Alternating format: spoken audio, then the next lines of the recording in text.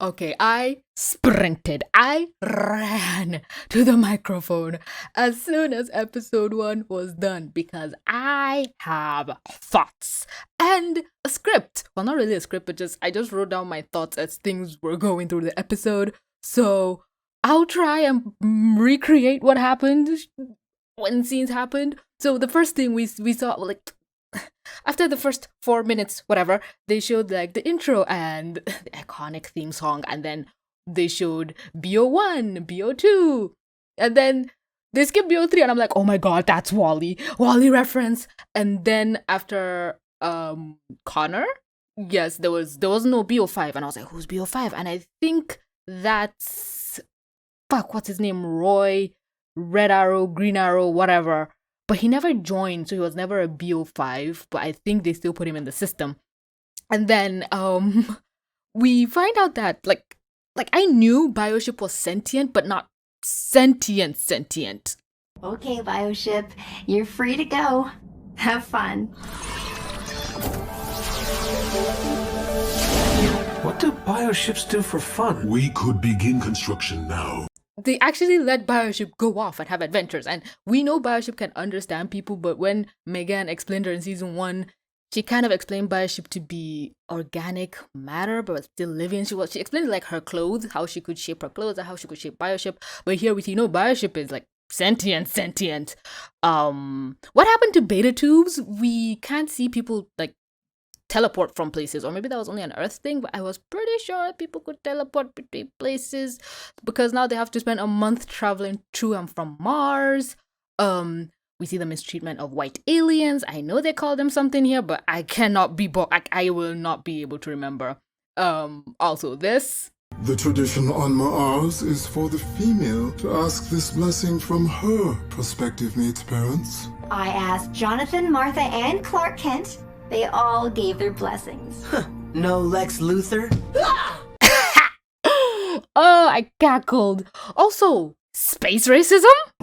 I'd forgotten how much psychic noise there is on Mars. Ma'al Earthers. No surprise they're here with that shit. Not all of it pleasant. Hate mob?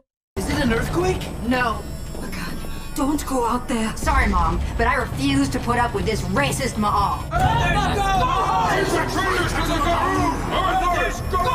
Go back and take that Ma'al Ashen with you. Megan is OP as shit. I'm used to caste prejudice, believe me, but those words on the door. And since when do Garoons hate Earthlings? We were trying to keep a lid on this so you could have a nice wedding. Also, Megan's mom was so precious here while she was trying to use Earth terms. I was just like, oh my god, my heart. Things have gotten much worse since the death of the king. Saturn Axe was a progressive ruler gradually trying to mitigate our caste system to improve the lives and status of the Ashen. Also, the wokeness of this show physically hurts me. It's physically giving me pain. But he was murdered last month. Who killed him? No one is sure. Which is strange, as murder is extremely hard to get away with on a world where everyone is psychic. But the Ashen blame the Garoon, and the Garoon blame the Ashen. And also when they try to explain this part, it literally makes no sense whatsoever to blame the white Martians. You're worried Macomb killed the king, aren't you? Never mind. We all know Garoons killed the king to stop Shens from gaining our rights. The Earthers are allied with the Garoons, thanks to J'onn Jones. Now, we must decide. Do we allow the Garoons and Earthers to scheme against us? Or do we finally rise? Low-key, I understand Megan's brother's motives now.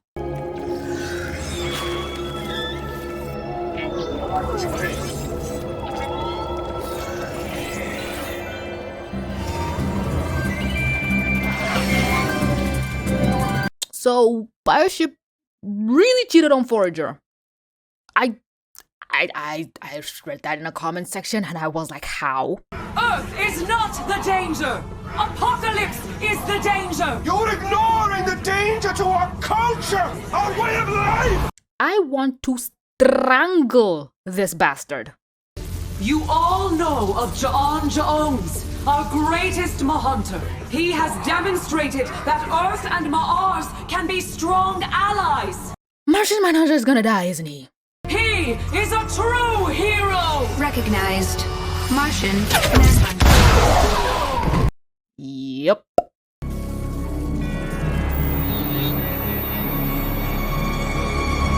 It was a human's fault. The Martians were right. We are a plague. Do not let us come to your planet.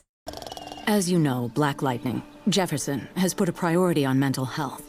He's asked McGann and I to check in periodically with every member of the League, team, and outsiders. LMFAO! The scene at the end with the mental health. The creators heard the cries of the fans and they want to replicate season 2. Or was it 1? No. It was 1. And how those choices may inform my journey. Well, what choices are we talking about? Islam, for one. Love. Oh my god, they brought up Islam! Let's freaking go! Gabrielle's faith was very important to her. So important I cannot bring myself to remove the hijab she wore. I think I need to explore whether or not Islam holds meaning for me, as it did for her. I'm happy. Ow.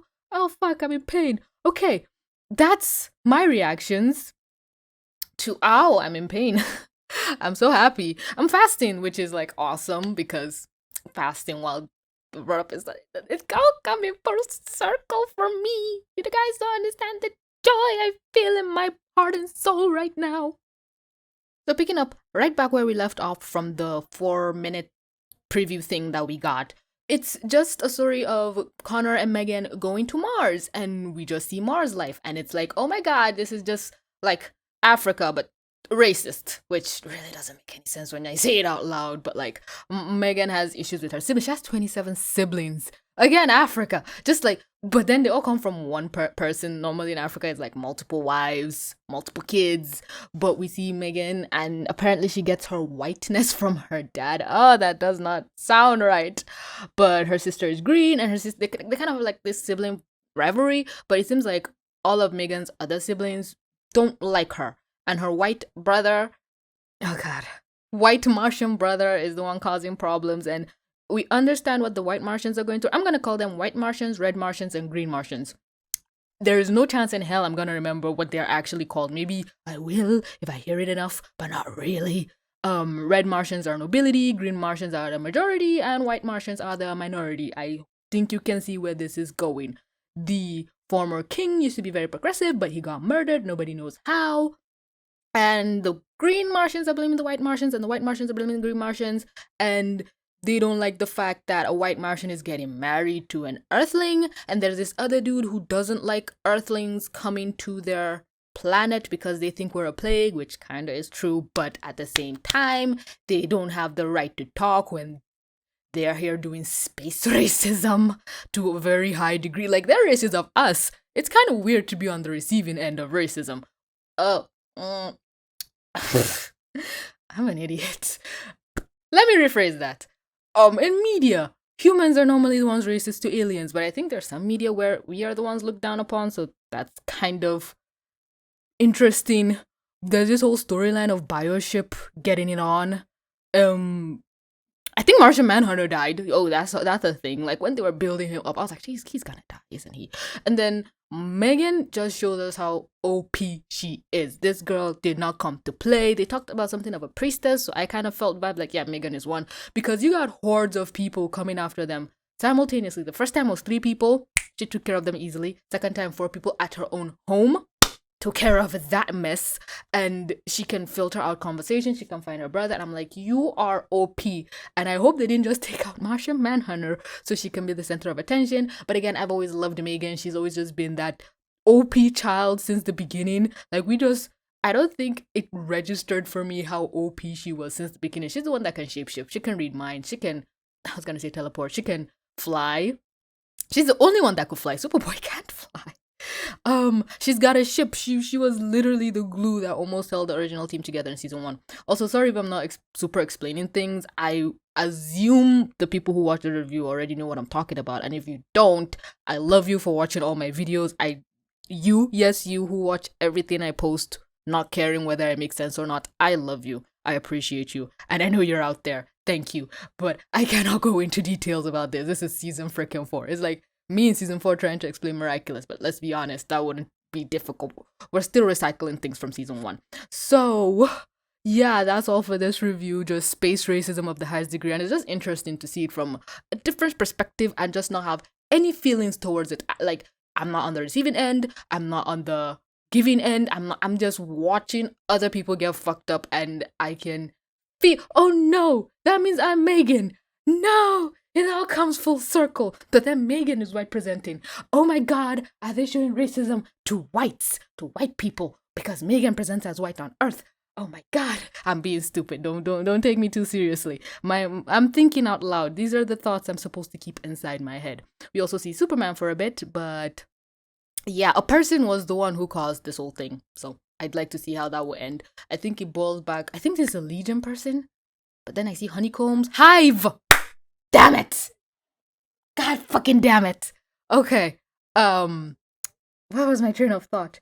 Last season, I said in my first 4 minutes thing that I thought, oh, season 2 was Invasions and season 3. No, season 2 was Invasion, season 3 was Outsiders. And in Outsiders, we got a glimpse of Apokolips and all that shenanigans. So they were the ones that empowered her brother. So I feel they're the ones that are upsetting Mars. So the Queen is kind of right in that regard. But the Queen is rolling back.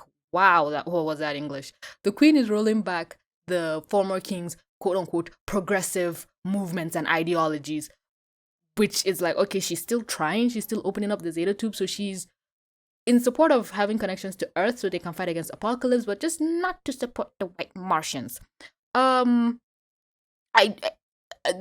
Justice has been getting wokeified ever since season 3 after they made Lex Luthor say fake news, which to this day makes me cringe and makes me want to strangle whoever made him say that line, because Lex is too smart to do that. But anyway, it's been getting wokeified, but I feel like the show is on a trajectory for that, because even since the first seasons, they've been focusing on like the characters, their mental health, and discussions about growing up and stuff, and now they're adults, and I don't mind this insertion of stuff if they make it interesting, and they are making it interesting. This has been an action show since the beginning, and there was a lot of action here, so I can't say, oh, don't put woke nonsense in my media, because if we don't, there's no right place to do it. So better now than never, I guess, is what I'm trying to say. But yeah, I'm just happy. I'm just so happy. I ran here to record this before I watch episode 2, so that's what I'm gonna go do now. Maybe I can wait till tomorrow. I cannot wait. Oh, I can't wait. I just want to know what you guys think. I hope I'm speaking to a lot of Young Justice fans. Let's just rap in the comments. I need to use lingo that you people understand. Let me know your predictions and your thoughts on anything that happened, anything I've said today. Maybe correct me. Oh yeah, sorry, I need to make a correction. In my last video, I kept referring to Halo as Violet as she, but they're non-binary, and I kept trying to correct myself, but at the same time, it's like, now we're gonna have to address the fact that Halo is probably a non-binary, pansexual, bisexual Muslim female, because she actually mentioned how she couldn't take off the hijab because of how connected Gabrielle was to Islam, and Gabrielle isn't even a Muslim name, but it's not.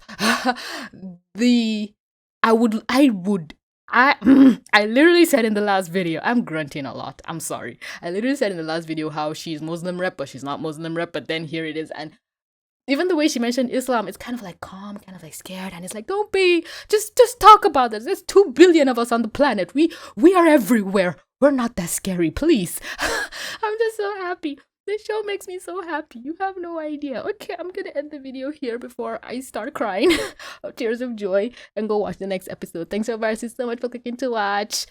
You can literally hear the happiness in my voice. Damn. Reel it in, girl. Calm down. Don't forget to check back in tomorrow for the review of episode 2. Thanks so much for clicking to watch. Don't forget to like, comment, subscribe, do all the things. And with that being said, this is TVC. Signing out. It is 6 minutes to go and break my fast. I am bloody hungry.